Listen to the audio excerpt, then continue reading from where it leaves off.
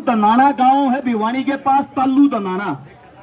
सबसे पहला जो धरना इन बेटियों के लिए दनाना गांव के अंदर लगाया गया और उन्होंने ये कसम खाई है, हमारा धरना जब तक चलता रहेगा, हमारे पहलवान जीतकर और यहाँ पर आकर हमारे धरने को उठाएंगे, वरना हमारा धरना लगातार चलता रहेगा। एक बार दनाना गांव की सरदारी के लिए जोरदार ताली बजानी चाहिए। तमाम सरदारी, सम्मानित बुजुर्ग और मेरी मातर शक्तियां, सभी चरणों में आपके बेटे, आपके बच्चे हर्ष स्वीकारा की हाथ जोड़कर राम राम।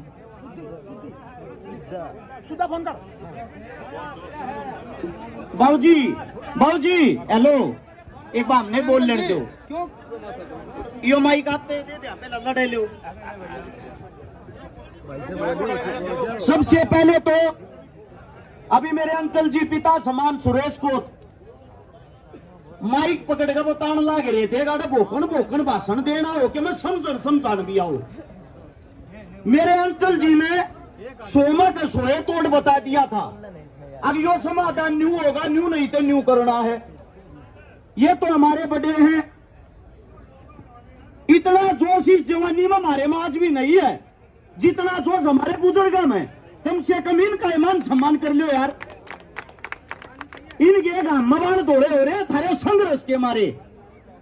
हाथ जोड़कर विनती है कि बात समझने और सुनने की कोशिश करना। फैसले तो लेंगे हमारे बड्डे, जो भी इनका फैसला होगा हमारे लिए वो सर्वमान्य है। लेकिन उससे दूसरा कुछ बातें ऐसी हैं जिनमें युवाओं को बदलाव करना पड़ेगा। एक सोशल मीडिया पर एक नई पढ़ाई चल रही है, एक नई यूनिवर्सिटी खोल ली है, जिसने कहा अगर फेसबुक या यूनिवर्सिटी या किसने खोली है, सरकार की आईटी सेल ने, और इसने सबसे मजबूत मीडिया कर रही है। हमने तो यह सुना था, किताबों में यह पढ़ा था, मीडिया हिंदुस्तान का वो चौथा स्तंभ है जो हिंदुस्तान की आवाज को बुलंद करती है, न्याय की आवाज को उठाती है, जनता की आवाज को नेता और मंत्रियों तक पहुंचाती है।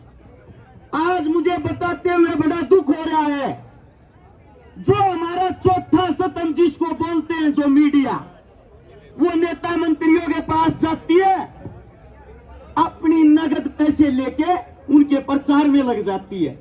उदाहरण के साथ बताऊंगा, हाथरस के अंदर एक दलित बहन का बलात्कार हुआ। उस वक्त मीडिया चिल्ला चिल्ला के कह रही थी कि आपको सीबीआई पे भरोसा नहीं है।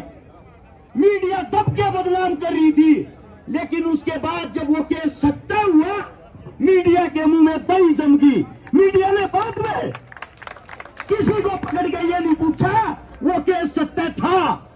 ऐसे ही अजय मिश्रा का बेटा टेनी आप सबके सामने था। अरे शर्म आती है ये बताते हुए, जब एक हमारी बेटी अभी साक्षी ने इंटरव्यू दिया था, चैलेंज के साथ हमारा नार्को करवाओ और साथ में उस गुंडे का नार्को करवाओ, अगर हम गलत हुए हमें फांसी दो, वो गलत हुए उसको फांसी दो। उसके बाद भी लोग क्या कहते हैं, ये तो विपक्ष के आदमी है। पहले तो हमें यह बताएं हमारा पक्ष कौन सा है। कुछ लोग जो हमें जातियों में बांटते हैं, सबसे पहले तो हमारा इतिहास पढ़े।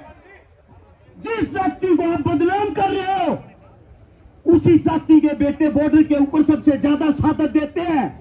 उसी जाति के बेटे उसी तिरंगे में लिपट कर अपने घर आते हैं, और उसी जाति के बेटे जिनको यहाँ के 2 रुपए के भाड़े के सोशल मीडिया वाले टट्टू बदनाम करते हैं, उसी जाति के बेटे विश्व में जाके तिरंगे को ऊपर लहराते हैं।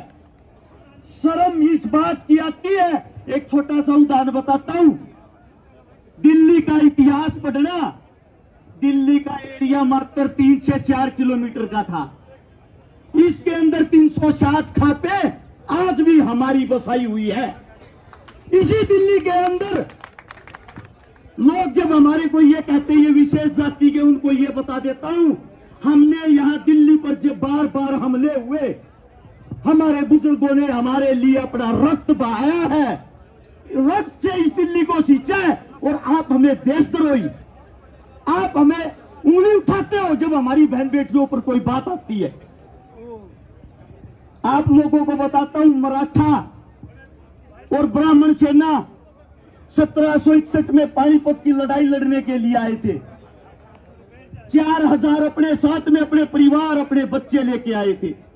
जब उनकी उस युद्ध में हार हुई, उस युद्ध के हार के बाद उस वक्त के हमारे महाराजा थे, महाराजा सूरजमल, जिन्होंने जिम्मेदारी ली थी ये बहन बेटी ब्राह्मणों की हो या पेशवाओं की, इनका जिम्मेदार मैं हूं, इनको घर तक मान सम्मान के साथ मैं पहुंचाऊंगा।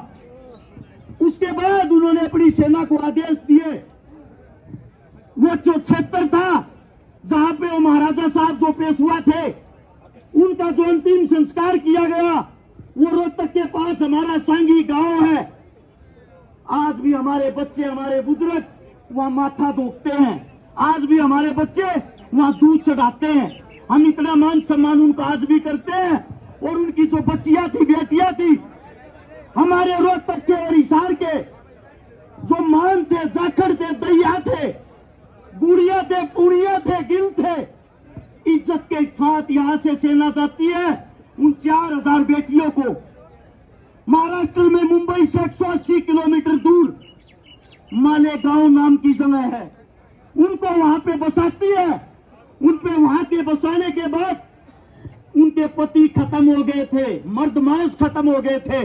उन बेटियों की इज्जत के लिए वहीं रहना शुरू किया। तब वहां की जो मराठा सेना है, जो मराठा साम्राज्य था, उन्होंने एक फैसला लिया, हमारे से भी ज्यादा हमारी बहन बेटियों की अगर किसी ने इज्जत करी है, वो इन हरियाणा के, राजस्थान के जाटों ने की है। हम अपनी बेटियों का हाथ इनके हाथ में देंगे और इनके साथ अपने रिश्ते बनाएंगे। उन रिश्तों को आज 261 साल हो गए। वहां पे 22 गांव बसे हुए हैं हमारे जाटों के। उन जाटों के जो अपने घर परिवार को छोड़कर दूसरे की बहन बेटियों की इज्जत करने के लिए वहां चले गए। हमारे लिए सभी बहन बेटियां हमारी है, हम सबके हक की लड़ाई लड़ रहे हैं। और जो कहता है ये विशेष जाति की है, सबसे पहले तो आपको एक बात बता दूं, जो इस पर आरोप लगे हुए उसमें 3 बेटियां राजपूत भी हैं। जो इस पर आरोप लगे हुए हैं, इसने 302 में एक ब्राह्मण को भी मार रखा है।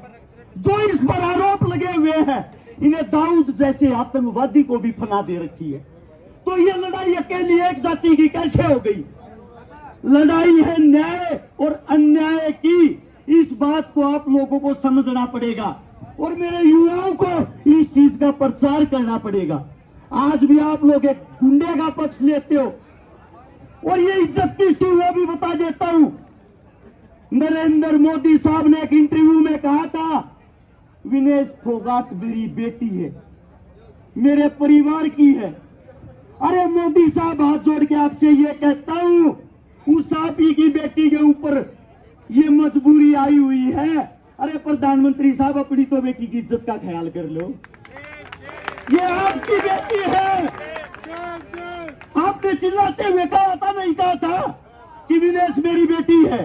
सुना होगा आप लोगों ने। आप ही की बेटी न्याय की भीख मांग रही है आपसे, कम से कम अपनी बेटी का तो न्याय कर दो। इससे ज्यादा तो हमारे पास बोलने के लिए शब्द ही नहीं है। एक प्रधानमंत्री की बेटी के साथ अन्याय, ये कैसे हो सकता है? और धृतराष्ट्र की तरह आप आंखें बंद करके कैसे चुप रह सकते हो? इस देश में इससे बड़ा अन्याय कोई नहीं हो सकता। नोट कर लेना, इस देश में इससे बड़ा अन्याय कोई नहीं हो सकता। और जो भी हमारे बुजुर्ग फैसला लेंगे, मैं भी मेरे अंकल की बात से सहमत हूं। 21 तारीख ना फैसला आर पार का होना चाहिए। इनका जलूस मत कटवाओ बैठा के। अब बोलते नहीं है ये मट्टी में खेलनी है, पहलवान है, और गारंटी देता हूं मट्टी में मिला देंगे, मट्टी में मिला देंगे। कोई शब्द गलत निकला हो मुंह से, उसके लिए माफी चाहता हूं। आप सभी के चरणों में बोलने का मौका मिला, आप सभी का धन्यवाद। राम राम, जय हिंद। बहुत बहुत धन्यवाद भाई। अर्ज स्वीकारा।